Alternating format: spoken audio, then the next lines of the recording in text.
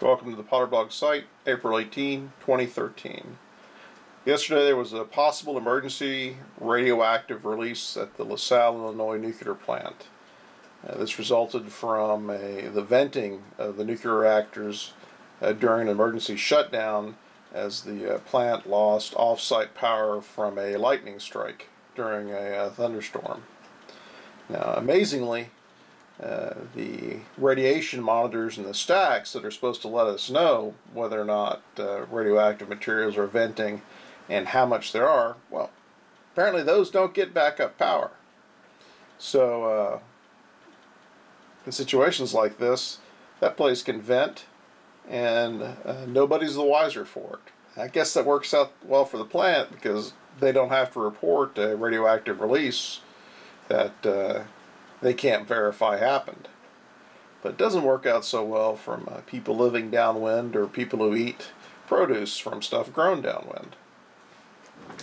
Now, what happened is that the lightning struck the site, took out both nuclear plants. All the backup generators came on, but primary containment, vent, and purge valves were open to vent Unit 2 containment. And that happened relatively quickly during this lightning strike. Now what's interesting is 5 hours later they also vented Unit 1 according to the report.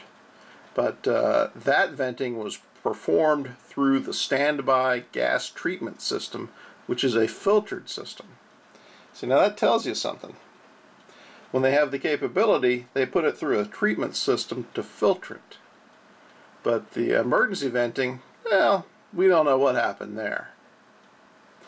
Here's the event report from the U.S. Nuclear Regulatory Commission. Here's the actual report. You can see here where they declared the emergency. And we also happen to look at the weather.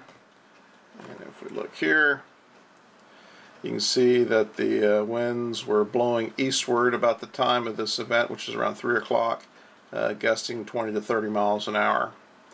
And this was during an ongoing thunderstorm. Now, thunderstorms are troubling. Thunderstorms can produce what's known as terrestrial gamma ray events, a burst of gamma rays, and these gamma rays can actually cause fission. So if there are any high atomic weight particles being released from the stack, whether or not they're innocuous particles as they claim sometimes, these things get hit with these gamma rays, they fission and turn into short half-life but more deadly radioactive materials, often that can be easily absorbed.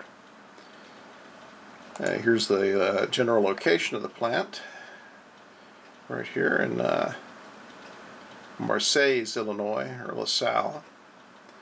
You can see its approximate distance to Chicago. Now, on our own website, we have actual live full-time monitoring indoor-outdoor radiation monitors from here in St. Louis. And you can see a peak from the current rainstorm going here. This is the outdoor one. And it's actually also caused an increase in indoor radiation. And this is an alpha, beta, gamma monitor. One thing we do on our website is this is surface winds. So if there is a release or something, God forbid, from one of the Missouri plants or something, you can look at the map here and figure out where the surface winds are, which way the jet stream's blowing, and current weather radar.